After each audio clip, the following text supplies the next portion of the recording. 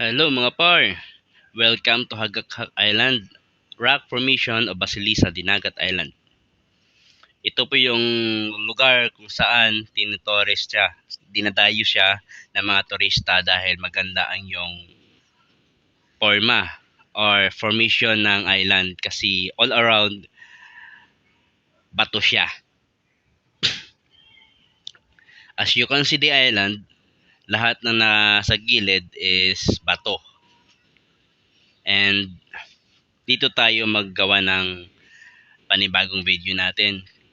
And welcome ulit sa new episode ng ating GRG Super Fishing Adventure.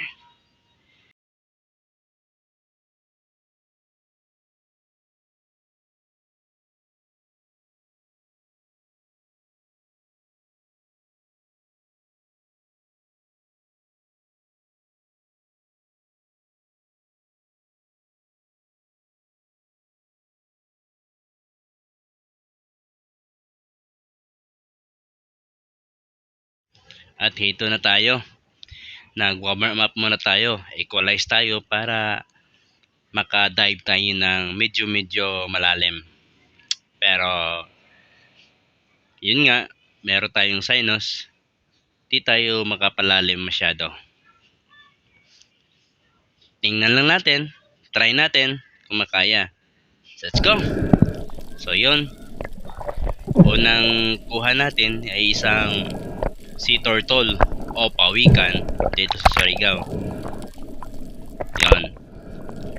Di ko na malayan to kasi after that merong dalawang grupo ng mga isda, grupo ng samaral at grupo ng ilak. Yon. Tingnan nyo.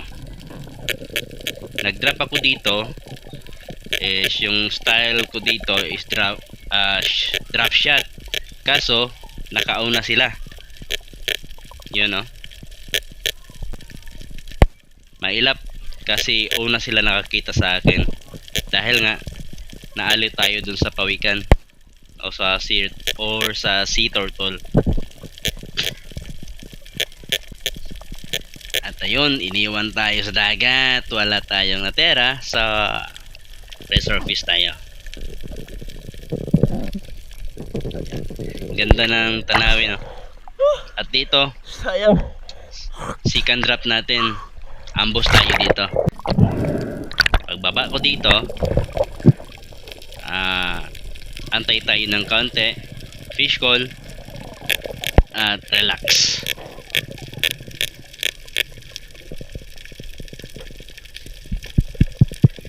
Yun, may nakita tayong papalapit na ilak or chubby chub. Bermuda chub ilak. Bermuda chub or ilak. Ayun sa pool. Malakas yung rubber natin dahil naka-salvimar tayo, yung kicker natin. Kung lahat ng rubber i-salvimar natin, di natin makaya pinatin. Baka mabina tayo. Yun, first blood, isang ilak. Di masyadong malaki, pero goods na pang ulam.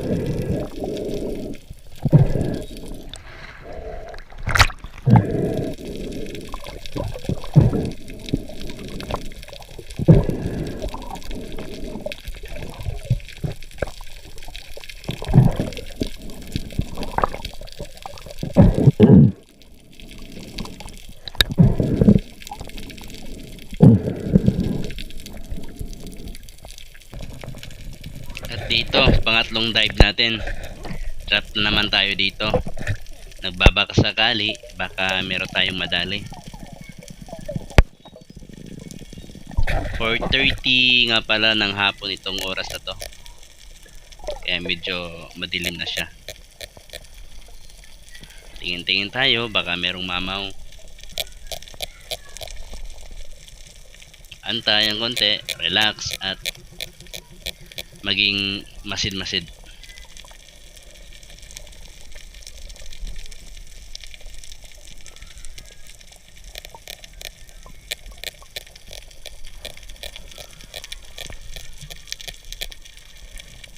Ayun, may nakita tayong ilak. Tingnan nyo. Bang! Sapul. Hindi nakailag na. Dahil medyo malaki siya. Nasa mahigit 2 kilos na siya. Yung timbang ng ilak, no, hindi nagbabase sa laki, kundi kung nagbabase siya sa bigat niya, dahil mataba siya. Hindi siya kalakihan pero mabigat siya. Yan o. Second blood. Yan. May pangbenta na tayo. Pang ulam kanina, ngayon pangbenta. Right.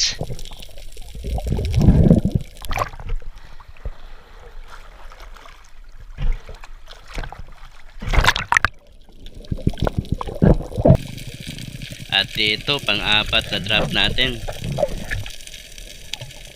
Ambush na naman tayo dito. Tingin-tingin kung anong istang lalapit sa atin. Wala tayong pipiliin. Kung may kita yung mamaw, goods. Pero wala, kahit ano na lang, basta meron pang ulam, goods na. Sa bandang ito, mayroong grupo ng slender unicorn. Hindi malaki, medyo maliliit, pero goods na, pang ulam. Yun, no? Di ko pa muna tinira kasi nagbabaka sakaling merong mamaw. Kaya wala talaga, no choice. Ayun, sapul. Tingnan nyo. Bang! Sapul. So, ito yung third blood natin.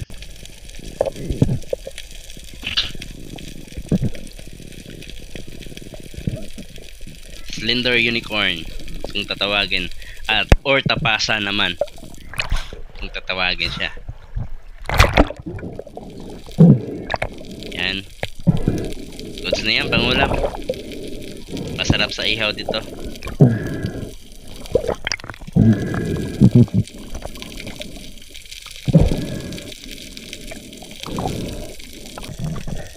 At drop ulit tayo. Medyo madilim na kasi 5:30, nasa 5:30 PM na to. Dito hindi ko inasahan na merong papalapit o papakita sa atin ng mamaw, isang giant trevally. Subalit sa kasamaang palad, ito po ang nangyari, mga par. Yun, no? Ang laki na. Mahigit kumulang 5 kilos yan. Bang! Sapul. Kaso nakawala. Tapos lang yung napagkatama sa bandang tiyan. Kaya yun, nakawala. Sobrang sayang talaga. At dito na yung last dive ko sa ngayon kasi nanghina ako. Sayang yung mamsa.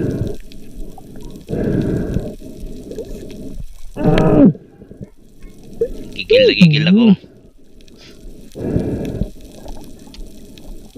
Sayang.